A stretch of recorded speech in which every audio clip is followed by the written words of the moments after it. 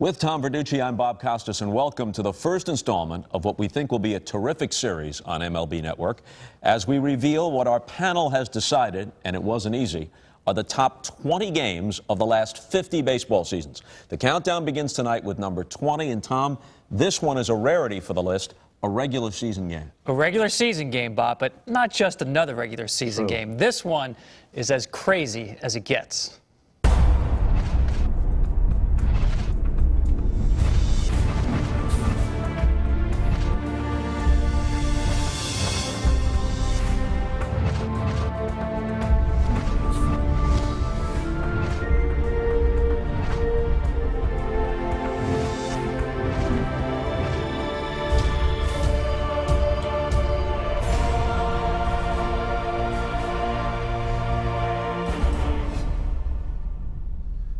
Well, Tom, all of those images come from unforgettable and glorious games. But now as Larry Bowa joins us and we flash back to May 17th, 1979, glorious might not be the word that comes to mind first.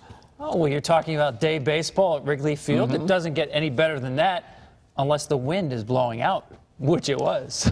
And it was howling out, Bob. I remember taking batting practice, and, you know, just look at my bubblegum card. I didn't hit home runs. I was hitting balls in the seats.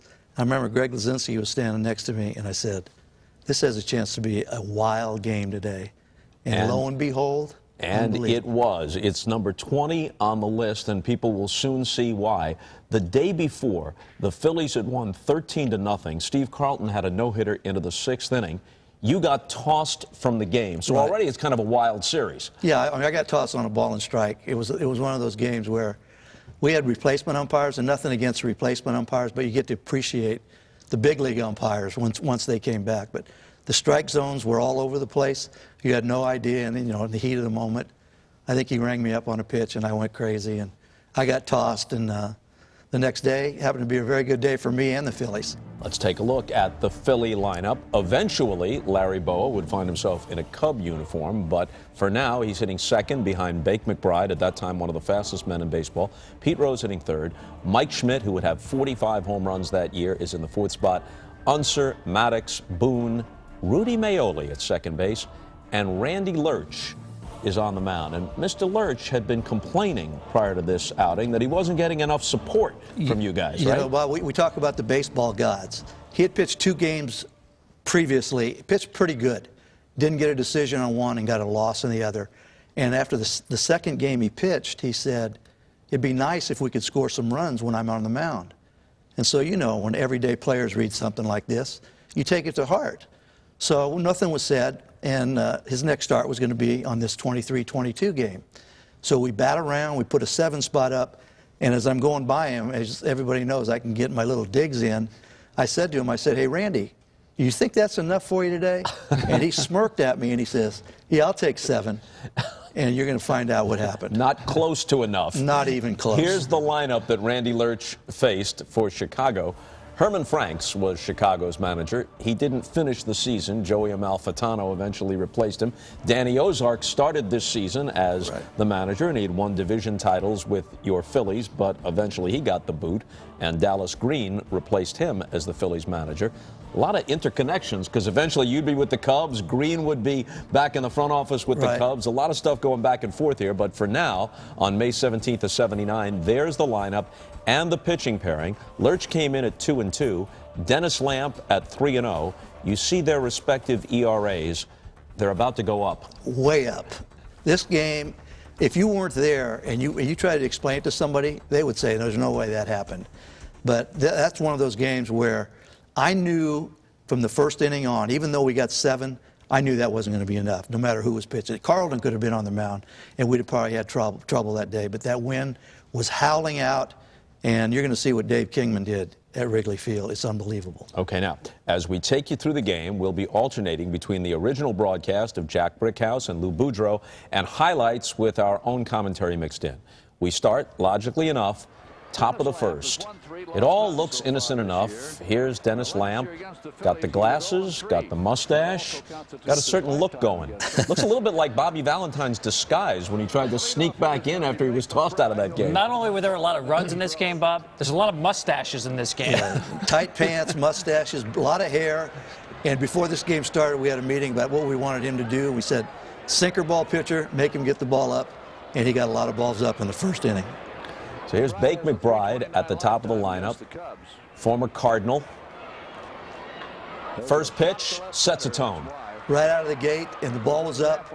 That's a good sign when you're facing a guy like Lamp, because when that sinker ball's working, there's a lot of ground ball outs.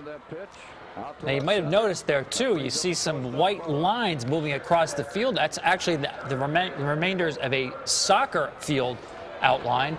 The Chicago Sting of the old North American Soccer League actually played soccer at Wrigley, and I'm guessing, Larry, the condition of the field was not as pristine as we think about today's game. I'll tell you what, I hear guys complain about infields. They ought to play on this one day.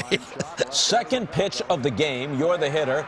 There's Dave Kingman, who was somewhat better with the bat than with the glove. A futile dive. McBride probably could have scored, but with nobody out, he stops at third, and you open the game with a double. Right, another ball that was up in the zone.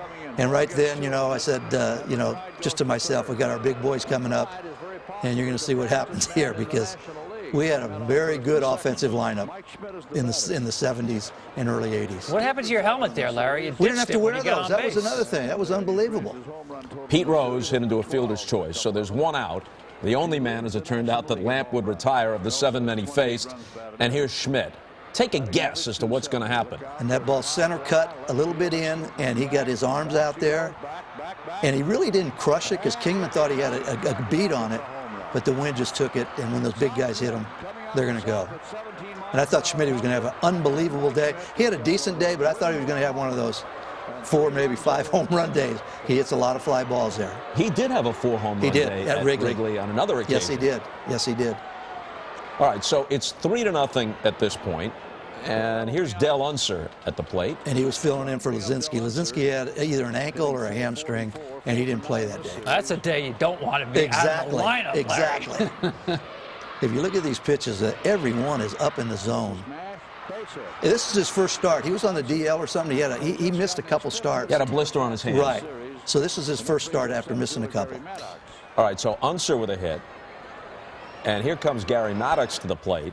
One of the great defensive outfielders, not a bad hitter. He laces a shot to left. Kingman's playing deep because the wind is blowing out. It drops in front of him. Jack Brickhouse is toward the end of his career as the Cubs announcer. Harry Carey would come over from the White Sox in a couple of years. Jack had been there, Chicago institution, for a long time. And we're going to bring the sound up as Bob Boone comes to the plate. That's hit. That's way back there. Back she goes. Wow, another home run. 3 more runs in for the Phillies.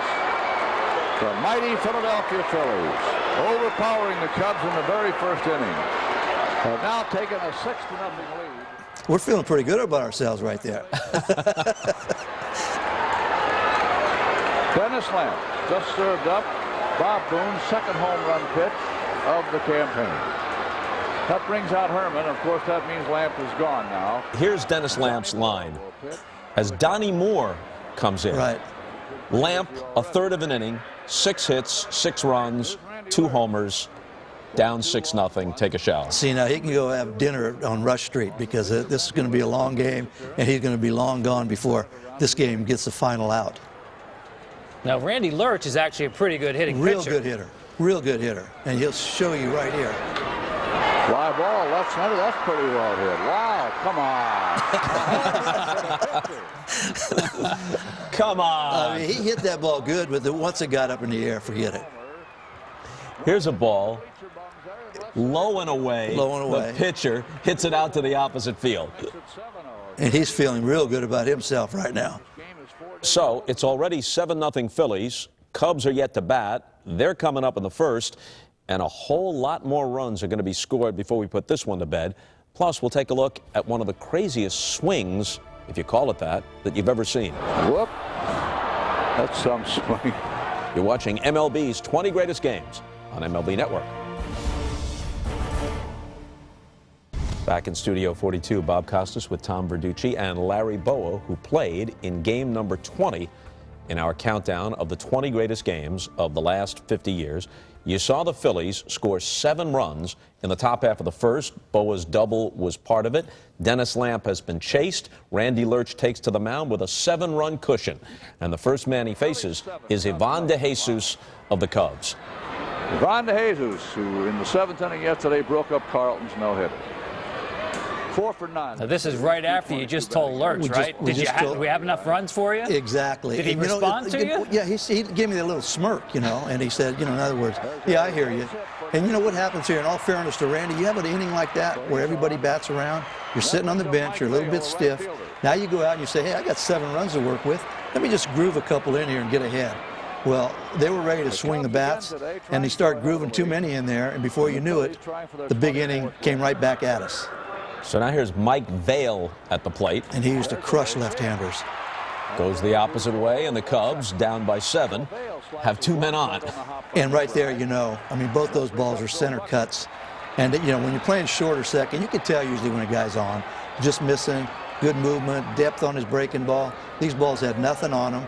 Then, obviously, Buckner comes up here and gets a flare to right field that drops in front of everybody. So you're saying to yourself, hey, it's going to be one of those Wrigley Field days with the wind blowing out. But little did we know it was going to be this kind of game.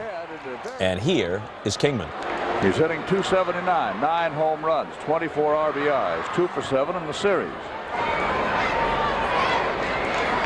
So it's 7-1 Phillies. That's it. Way back there. Straight there, baby. Back.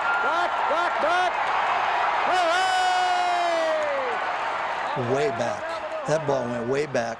But that was probably the shortest one he hit during the day. You're going to see a little bit farther before the day's over.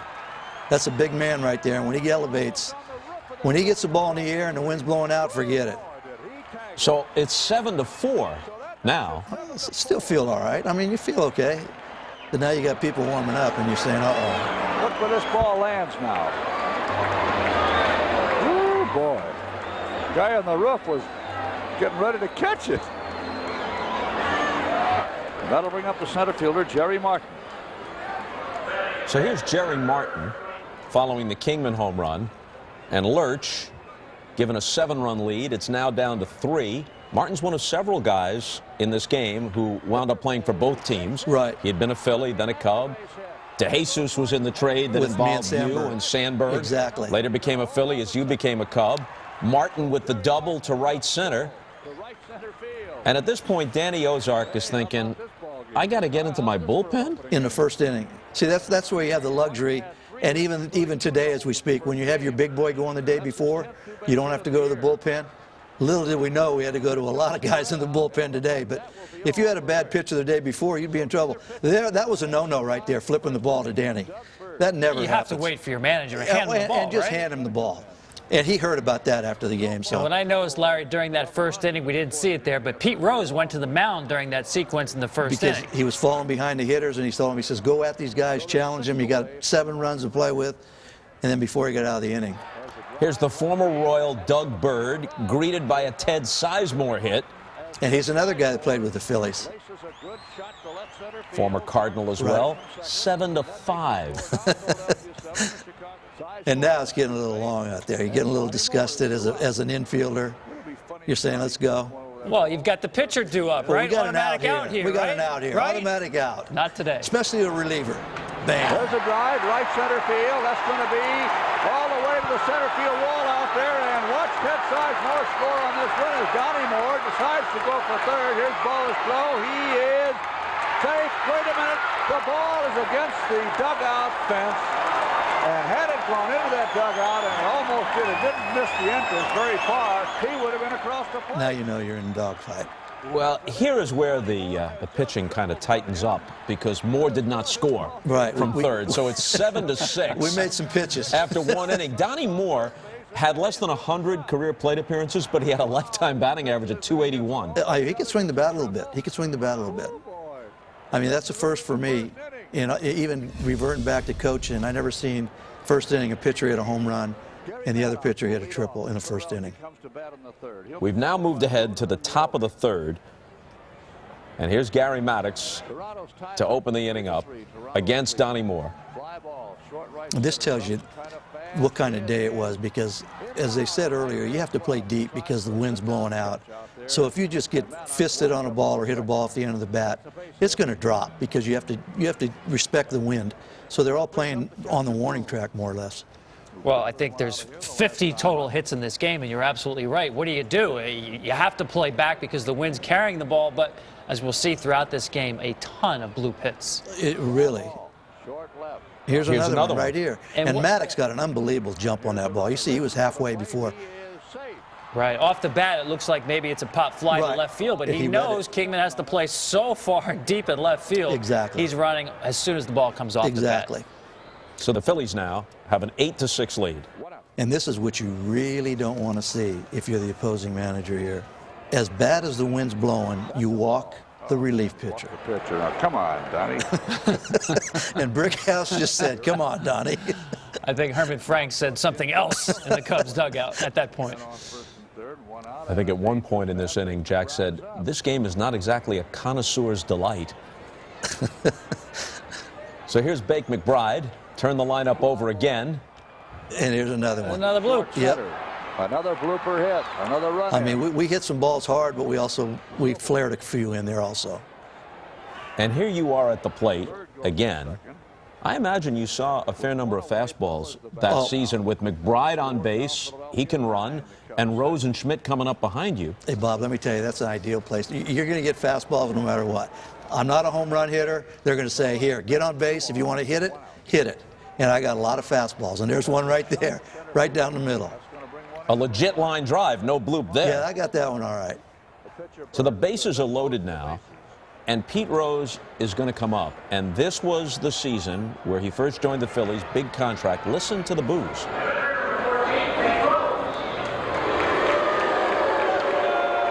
Here's Pete.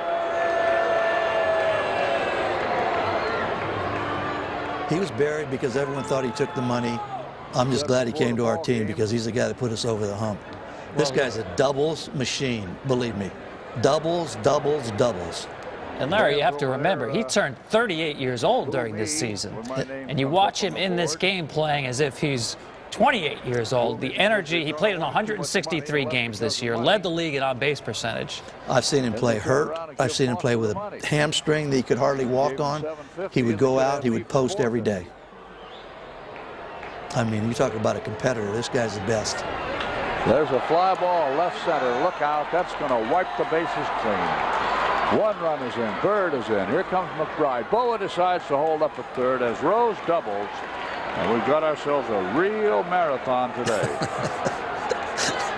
Little did we know, that's still not enough. And poor Jack Brickhouse is working alone. Yeah, exactly. Woody Hernandez is being called in. The score's 11-6. We're only in the third inning. He's saying to himself, when am I going to get to visit the restroom? There's a high fly to left. That's pretty deep back there. That's going back. The wind's got it. Back she goes. Home run. Oh, boy. The 17-mile-an-hour wind did it for Maddox. And that's his second home run in 2 days. So now 3 more come in. Pete Rose shaking hands with him. The score at this point is 15-6. Feeling good. Bob Boone comes up afterwards, and somebody's got to pay, and he was the guy who paid. And he got drilled. But they did it the right way. He threw below his waist. And it was a purpose pitch. They're saying, hey, you know what? You guys are getting too many hits. We're frustrated. You're having fun. You're laughing over there. Take this back with you. And that's how they played the game then. Something else about this game. There are a lot of guys whose appearance in this game seems innocent enough. Donnie Moore, but history would involve him in one of the epic games in 1986 when he was with the Angels. Willie Hernandez comes into this game as the third Cub pitcher, and he's just another guy in 1979. But in 1984, he's the Cy Young and MVP winner when the Tigers win it all. Amazing. Actually, 3 pitchers came into this game who would later get the last out of a World Series. Willie Hernandez, McGraw. Tug McGraw, and Bruce Sutter. Exactly right. It's amazing that when we do talk about these greatest games, obviously context, the game itself means a lot. But the quality of the players involved in the game, you look back on this game, star players who went on to really big things. And you saw how managers use their bullpen. There was no, I only pitched in the 8th inning. I only pitched in the 9th inning. As you see this game unwind, you'll see our closer coming in the 5th inning. And that's how the game was. If you felt you had to win that game, he would bring somebody in. Danny would bring somebody in. It didn't matter what your role was. Your role was when the phone rings, answer it, and I'll tell you who to bring in. Now, you'd have agents calling up the general manager saying, what are you going to bring in my guy in the 5th inning? I'm not sure they wanted to come into this one. I know Tug didn't. You had Tug McGraw, Willie Hernandez, and Donnie Moore all gave up career highs in runs in the same game. I didn't know that. Ooh, crazy. Wow. That is something. While nothing much happened in the bottom of the 3rd, which is hard to believe, there was this. Willie Hernandez, who we just mentioned, had replaced Donnie Moore in the top of the 3rd. And since neither manager was going to completely burn his bullpen and go to a pinch hitter in this situation, Hernandez gets a chance to bat. And that's why we have to show you this. This was one of the funniest at-bats I've ever seen. Whoop. That's some swing. Willie Hernandez went around and fell flat on his face. That is the swing of the day. He probably thought he was going to get hit because he hit Boone. But, Larry, the count is 0-2 here. Oh, I know, this is unbelievable. It's such a bad swing, he's not even called out. The replacement umpire doesn't realize that he's actually completed the swing. He called it a ball, right? Right. He did. Yeah, he didn't even ask for help. Well, Willie got 4 strikes, and it still wasn't enough. Well, and that picture kind of symbolizes the whole day and the Cubs' plight at that point, down 15-6. He was embarrassed because the next day, I remember, he was talking to everybody about the game, and he says, how'd you like my at-bat? And I went, whoa, that was terrible, Willie. He says, I only get 2 or 3 a year. Okay, just to take stock of the situation, after 3, Chicago trails 15-6. It would actually get worse for the Cubs before it got better. This is MLB's 20 Greatest Games, number 20. The Phils and the Cubs from '79 at Wrigley. Back after this. Well, one of the real hard-nosed players in this game of pro basketball is John Mengelt of the Bulls. John, welcome to the booth. Glad to be here today. Aren't you glad you're not pitching? Well, I'll tell you what, I used to do a little pitching in my days, and I'd pray like I wouldn't want to pitch on a day like today. 2 questions quickly, John. Number 1, who do you think the Bulls will draft? Well, I'll tell you what, Jack, that's an awful confusing topic at this point of the year. Evidently, Los Angeles has come to terms with Magic Johnson. That leaves Larry Bird for us if Boston doesn't sign him. But Magic can't sign, until the draft. And maybe if Larry Bird comes out, maybe LA will take him. So it's really confusing at this point. If you were drafting, would you take one of those 2 first? Oh, definitely. They're both going to be super ball players. Okay. Good luck, John, and welcome to Wrigley Field. Thank you very much, Jack. Pleasure to be here. Well, the Bulls never got Larry Bird. This game does, however, include Doug Bird, so you have to be content with that. As we head now to the 4th inning, after a Bake McBride flyout, Larry Bowa comes up against Willie Hernandez. I'm feeling pretty good right now. I got 3 hits. We're winning big. The only thing I'm saying now, the way as many at bats as I might have 3 for 11. Turn around to the right side now with Hernandez in there. Base hit. Base hit. Sharp ground ball. So Larry Bowa. Well, right now, the line score for the Phillies is 708, which is the area code of Cook County, Illinois. That's pretty good. And I don't know if you're thinking you're heading for record territory here, Larry, but it's almost like you don't have enough runs, even at 15. I know that for a fact. I knew we didn't have enough runs just because of the way the game was unfolding. And then we just kept pecking away, battling and scrapping. So here's one more. Yep. Rounding third, and he goes into the plate easily. Rose doubles, his 2nd double of the game.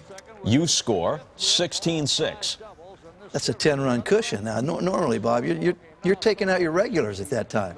You're saying, hey, let's give these guys a blow. These are all day games and everything. Not the case. Not the case at all. Was there any conversation at all with you there guys was. up 10? Yeah. About that? Danny Ozark was saying if we get a couple more runs, he says, we're thinking about taking a couple guys out. Got a homer and a double in the same inning. And he's going to get himself another double right here, maybe 3. So here's Gary Maddox, another little bloop. But it winds up being a double because the outfield is playing so deep. And it is now 17-6 Phillies didn't score again in the top of the fourth to the bottom of the fourth. Look who's up. The big man. Well, the first time he came up, he gave the folks a real thrill because he got the key blow in a 6-run comeback inning. Philadelphia 17, the Cubs 6.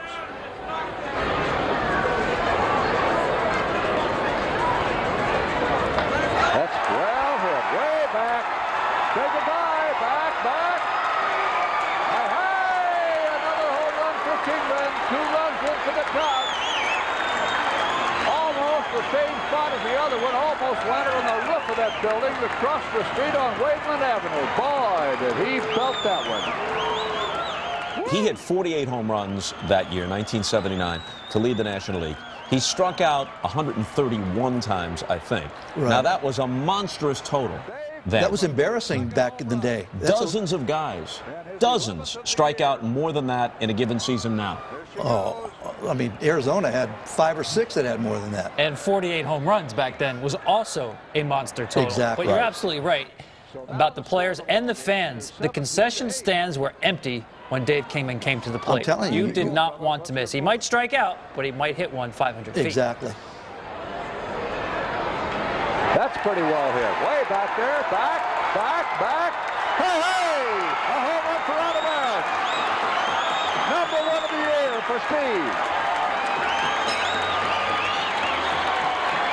Oh, boy. Hey, Stevie.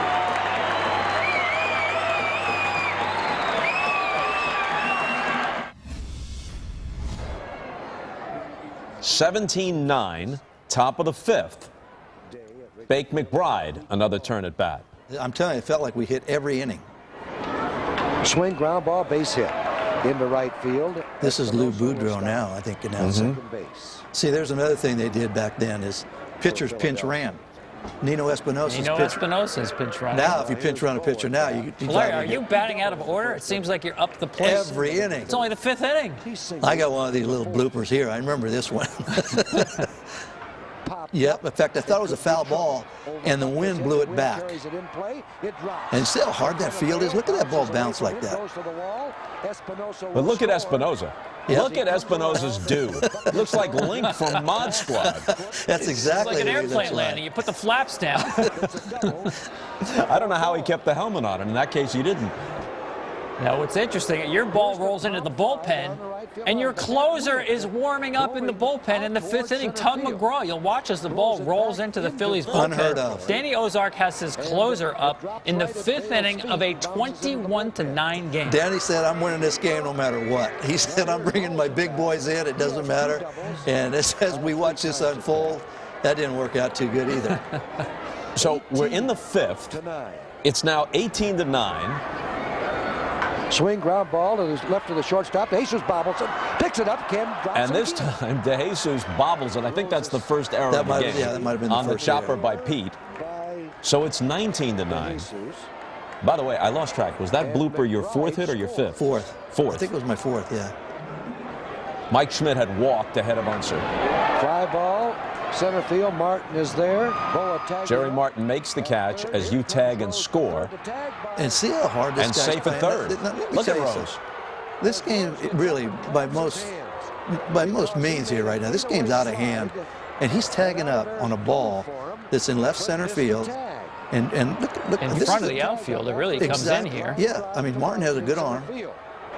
In fact, he shocked me because I sort of slowed down there. And if he's out there, I might not have scored. So. And watch Rose on this play as well. Oh, when he tags up? I mean, he's going to score easily, right? Look at how hard. Look at this. Look at this. Now, So you would have scored anyway because Right. there was only one out Right. on the earlier one. Okay. That's the second But, I out. mean, you Becomes see, another sacrifice fly. the- 21-9. the intensity that he brought in a game, if you think about it, at that time, a 20-9, 21-9 is a meaningless game, and he's playing like it's 1-0 or 2-1, and that's why he was such a great player. I mean, he didn't leave anything out there. Coming up, Dave Kingman goes deep, very deep.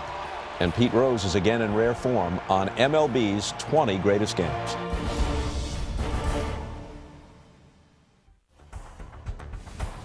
All right, so it's the bottom of the 5th.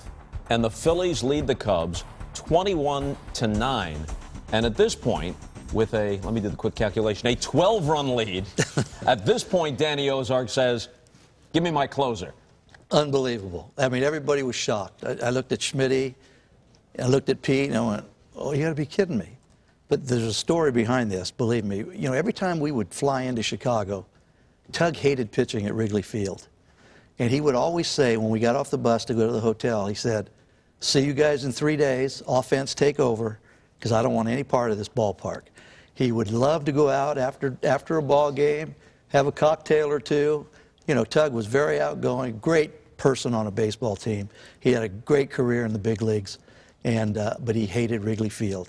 You know, when you talked about Tug liking the nightlife, it reminded me of a quote of his, and I think it came after the Mets won the World Series or in a World Series, and someone asked him what he did with his World Series share. And he said, most of it I spent on wine, women, and song, and the rest I wasted. That's definitely Tug. I mean, this guy would have a good time no matter where we were at. But day games, especially day games after night games and all-day games at Wrigley, they didn't really, it was a bad combo for Tug. To the bottom of the fifth, Tug's on the mound, 12-run lead.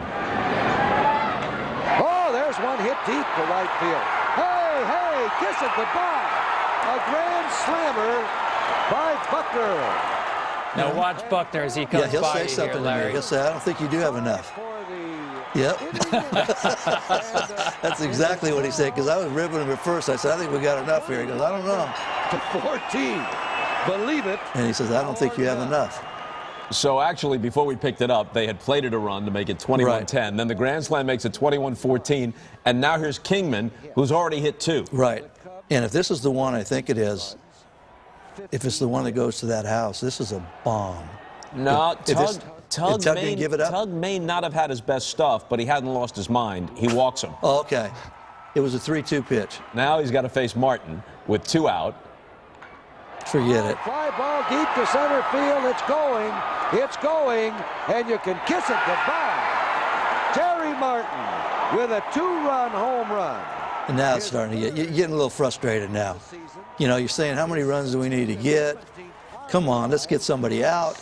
And it comes to a point now where you go in the dugout every inning. You go, let's go, keep battling. We got to get more runs. Let's go. We talked about the umpires. Obviously, the regular umpires were on strike. And I thought watching this game, Larry, that you definitely saw a different strike zone in this game. And I think it may have contributed to some of the hits in this game anyway. I agree, Tom. I agree. The umpiring wasn't real good. Good play by you here, but a long I couldn't throw. get anything on it. Not quite. No, you're right. The umpires had something to do with it. I'm sure those pitchers knew they had to throw it down the middle for it to be called a strike. So change their philosophy a little bit and how they're going to attack hitters. And the regular umpires would come back just 2 days later. Right, right. So that was Steve Dillard reaching base. We're in the bottom of the 6th now after a 7-run Cub 5th. It's 21-16. And this ball doesn't appear to be hit that well, but the wind pushes it further out, and DeJesus has a double. And again, Danny Ozark bringing in Ron Reed, who was our setup man. So he used his closer and his setup man real early in the ball game. So you know he wanted to win this game badly. 2 RBI groundouts make it 21-18. Bases are clear. Kingman. Hey, kiss it goodbye. It is gone. Oh, I thought he hit the other one hard. That one's in Milwaukee. It hit the front porch of the 3rd house across Waveland Avenue. Man, oh man, isn't that something? That is unreal. Kingman's 3rd home run of the ball game, a standing ovation. And let me tell you, it's now 21-19. And I'm losing my voice.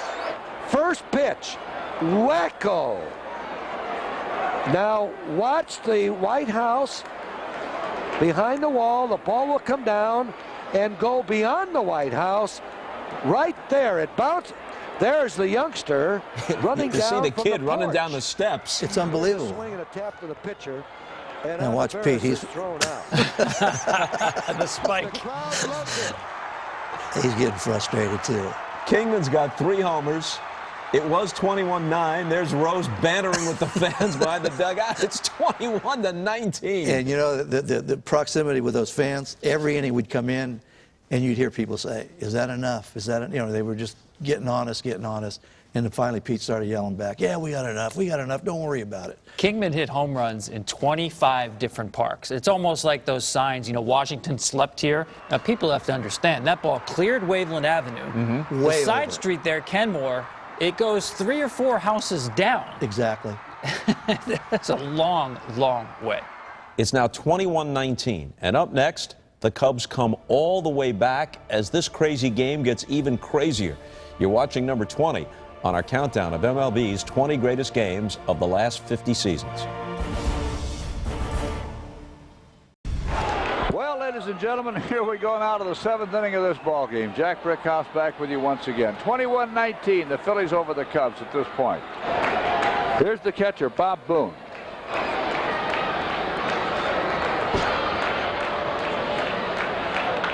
That's pretty well hit deep to right center. Look out. That's going to bring in another run. And Boone is going to wind up on second base. Now, come on. Let's don't come this close and then give him that big lead again. So, Bob Boone's RBI double in the top of the 7th puts the Phillies up 22-19. Remarkably, neither team scores in the bottom of the 7th or the top of the 8th. Go figure. Then in the bottom of the 8th, Ron Reed gives up 2 singles to the first 2 batters he has to face, and then up comes Bill Buckner with 2 on and nobody out. Now there are Cub runners on first and third. All right, here's Buckner. He is the tying run. There's a well-hit ball, center field, dropping in, base hit. And the Cubs have a run as DeJesus comes across, and Thompson stops at second. How about that? 22-20 now. WGN Television 9, Chicago. It's 5 o'clock, and who could care less? None of us. Thompson's now on third base, 2 out, and the batter is Jerry Martin. Well, I don't have to tell you that Jerry would like to make that trade pay off here. There's a ground ball up the middle, a base hit. Here comes a run in. Okay, Thompson's in, and the tying run is in scoring position. Jerry Martin has just singled. You know, now you're starting to wonder, maybe we're not meant to win this game. Believe me, this many base hits occur, and they kept battling back, scrapping and clawing. You have 22 runs, Larry, and you still don't feel comfortable. That? I mean, it could have been very easy for that other team to say, you know what, this is getting old. Let's take it on in. 1-1. There's a ground ball bouncing into left field. Come on, Steve. Come on, out of there. He's going to score. It's a tie game. Oh, brother. Woo, boy. The game is tied at 22. Now, I'm looking at the box score. Lurch, obviously, is not eligible for the victory. Lasted a third of an inning. Doug Bird, even though he gave up 8 hits and 4 runs, pitched 3 2/3. Tug McGraw came in, pitched 2/3 of an inning, gave up 7 runs. Then Reed, as you saw, blew the lead. So this is one of these official scorers discretion things. I would guess that Doug Bird stood to be the winner. Yeah, Bird. If they didn't tie it, Bird probably would have had to be. Had to be. Yeah. You got to give it to somebody. Right. Do you have to? Best, This is one of those That would have been games. the best of a poor lot right there. We'll give it to Bird. A moot point now because it's tied at 22 in the top of the 10th. Bruce Sutter is on the mound for the Cubs. He would be the Cy Young Award winner that year. He had 37 saves. That led the league. Sutter's already pitched 1 scoreless inning, but he's got to face Schmidt now. That's 2 out. And here comes Mike Schmidt, the National League's leading home run hitter. Why pitch to Schmidt? That's a good point. There's a high fly to left. Look out now. Look out. It's gone. It's a home run by Schmidt. Oh, brother. Mike Schmidt has just gotten his 2nd home run of the day, and now the Phillies lead in this ball game by a score of 23-22. Well, I think you have to pitch to Schmidt. This is Bruce Sutter out here. I mean, he's pretty much unhittable at that point. Schmidt's only 1 for 16 against him. I'm not saying walk him on purpose, but I'd have been bouncing 4 pitches.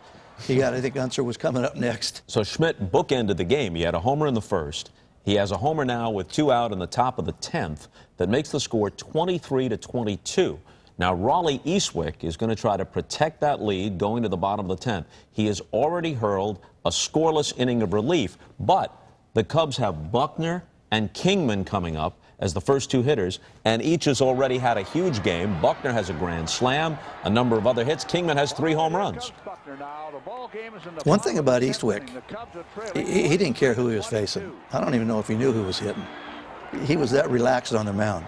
Well, think about, Larry, this game, both teams have batted 16, 17 times until Eastwick came into this game without their side being retired in order.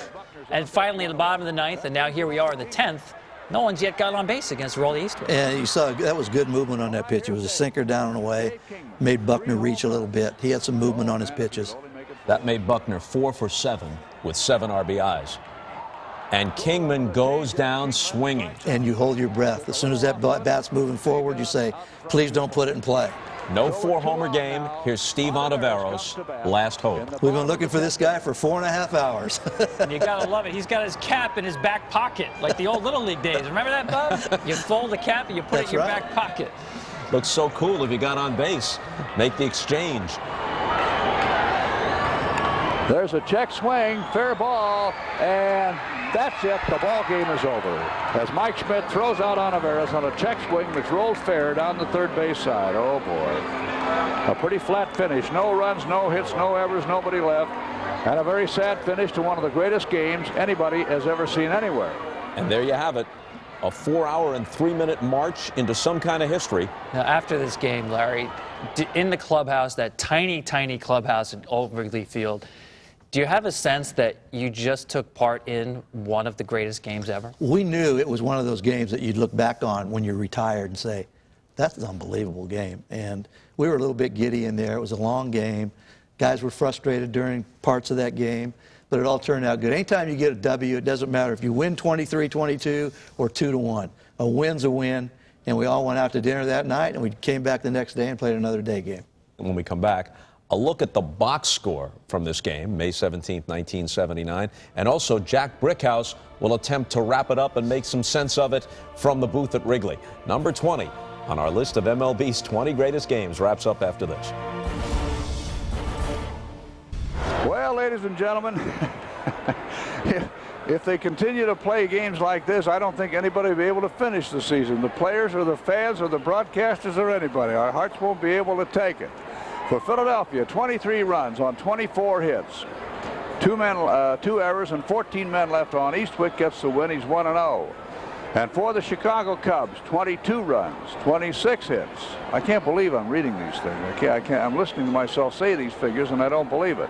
22 runs, 26 hits, 2 errors, 7 men left on. The loser Suter 1-1. Time of the game 4 hours and 3 minutes. Paid attendance 14,592. Total in the ballpark 15,725. Who I guarantee you will never forget this game. Well, in the immediate aftermath, Brickhouse is incredulous. 31 going on 32 years later, we still can't believe it. It's incredible. 97 total bases in this game, an all-time record. Since 1900, only one other game had more runs, and that was the Cubs against the Phillies in Wrigley in 1922. It was a 26-23 game. Let's take a look at, not exactly the box score, but the lineup. Bake McBride had 3 hits. Larry, you went 5 for 8. Rose had 3 hits. Schmidt had only 2 hits, but they were both home runs. Right. Maddox was putting together a tremendous day and then hurt himself sliding into second base, and Greg Gross had to run for him, but he was 4 for 4 while he was in there. Boone 3 for 4 with a homer. Lurch hit a homer and retired 1 batter. He'll talk about that home run. He's probably still talking about it. On the Cubs side, what a day for Buckner. 4 for 7, had a homer. The homer was a grand slam, 7 RBIs. All 3 of Kingman's hits were homers, 6 RBIs, and the homers were all titanic, especially the last one. They were bombs, and it didn't matter if the wind was blowing. It could have been blowing in. All 3 of those are home runs. I mean, he crushed all of them. You may have played in more significant games, but I'm wagering you never played in a crazier game than this one. No, that's as crazy a game as I've ever, even going back to Little League. I've never been in a game like that where the bottom line is they kept challenging us. We get way out, they'd come up, and we kept adding on, they'd come up. We kept adding on, they'd come up. They never quit. And I take my hat off to that team because, you know, it's very easy. I don't care if the wind's blowing or not. You're down 11, 12, 13 runs. You're saying, let's get out of here. We got a game tomorrow. Let's start swinging at the first pitch. But they kept battling and battling. But it's a game that I'll never forget. Neither will we. Larry, thanks a lot. Tom, that's number 20. 1 down, 19 to go.